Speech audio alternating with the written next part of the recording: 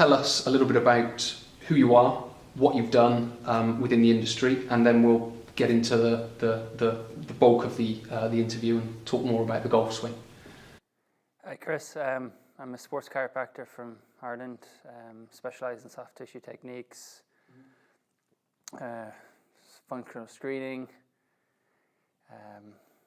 dynamic neurostabilization, so a kind of a good variety of stuff, but I guess my main specialisation would be golf injuries, performance and injury assessment.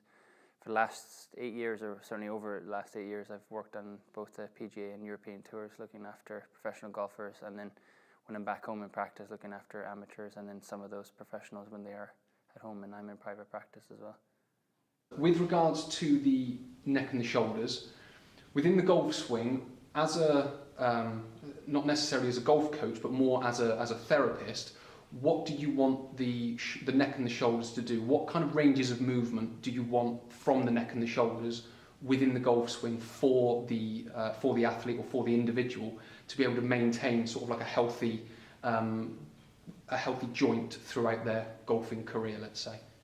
You want as full a range of motion as possible through the neck and shoulders, and if we bring more the thoracic spine into it, I certainly think the thoracic spine, you can never over mobilize the thoracic spine or over stretch or over rehab the thoracic spine, but you want as much range of motion through the neck and shoulders, particularly the lead shoulder. You want as much external rotation, particularly when you bring the shoulder, or internal and external rotation when you bring the shoulder fully back and the lead shoulder back into the backswing. That obviously gets stretched quite a bit. So the right shoulder you don't need as much, but the left definitely needs to be mobile and stable in the golf swing, certainly when you go into the backswing, and then obviously impact and then all the way through and to the follow through.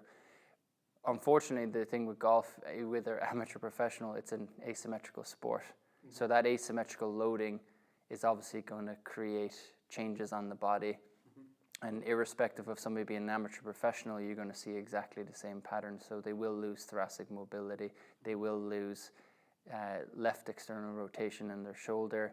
Maybe the scapula stability will start to inhibit a little bit, so it doesn't work quite as well. And then inevitably, when those two things start to tighten up, the neck is going to start to cop the main load, and most likely if you play golf long enough, you're going to put some serious load through your cervical discs and facets. So that's one of the things potentially that could create some serious injuries. And then I often find that when the neck starts to play up, then it'll feed down to other parts of the body, like the elbow and into the wrist. Okay. So a lot of the work that I do with golfers is making sure that the thoracic spine, shoulders are stable, and well, more the scapula, the shoulder blade itself is stable, and then the shoulders are moving as well as possible. So optimizing the soft tissues and optimizing the control through them and the strength, and then basically trying to alleviate some of the constant load on the neck. But inevitably, if you play long enough, if you practice long enough, you could potentially pick up a neck injury. So certainly the neck and the lower back are the two areas that are going to take the most load in golf.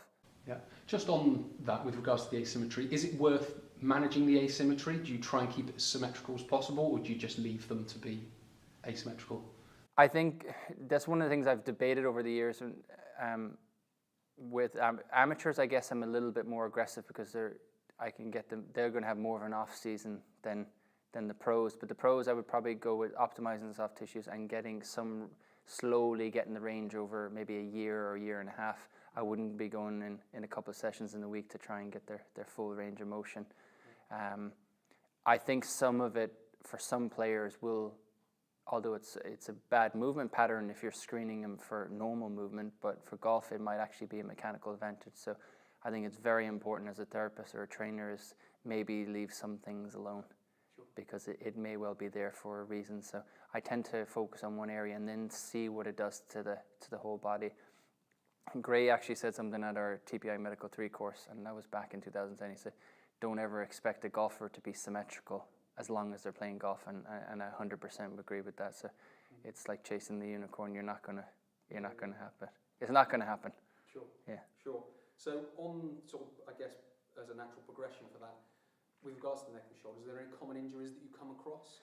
You'll generally for a right-handed golfer, which is the majority of golfers, obviously that there are some professional golfers and amateurs that are left-handed, but generally it'll be left-sided neck pain. Will be so generally it'll be facet irritation, disc irritation, maybe a nerve root which will start to cause issues into the down into the lead elbow, so down the left elbow, and into wrist. And then shoulder-wise, you'll sometimes see muscle strains, labrum issues in the shoulder, because the shoulder, certainly the left shoulder, is put under a lot of force, and then probably cervicothoracic tightness. With regards to any of those types of injuries, is there anything that an individual can do for themselves to be able to manage neck pain, shoulder pain, or just tight tissues? I think from a self-management point of view, if I cover that first, a self-management point, I would make sure as a golfer I was doing as much T-spine mobility as possible. Now that can be a foam roller, it can be tennis balls, it can be doing things like, if you Google reach backs, rib grabs, open books, there's a number of thoracic spine mobility drills that you can do, but if you can do them on a daily basis, that's the key thing, because that'll irradiate some of that asymmetrical loading that you're getting from golf. From a neck point of view, when the neck starts to get sore, it's more than likely you're going to have to visit somebody. So go to the TPI medical, or TPI, not the TPI medical website, but the TPI website itself, and seek out you're looking for somebody who's done a medical 2 at least, if not a medical 3, so they'll screen you and see what's going on. But generally, to keep the neck happy, I would be doing thoracic spine mobility, and then from the shoulders, T's, Y's, W's, TheraBand work through the scapula, and then any shoulder mobility exercises you can do to keep those joints free. Generally, that'll keep the neck happy. One of the things I've seen recently was, obviously the pros are spending a little bit more time on their phones, even the amateurs, and everyone's like this all the time. That is obviously going to create more issues. And then obviously the desk-bound CEO is stuck at a desk, so they're already fighting, having been stuck in flexion, then they go and play golf. So all those things are a bit of an issue. But if you're getting aches and pains that are not going away with your own self-mobility, or maybe you're seeing a trainer is not going maybe as well as it should do, then go and seek medical advice.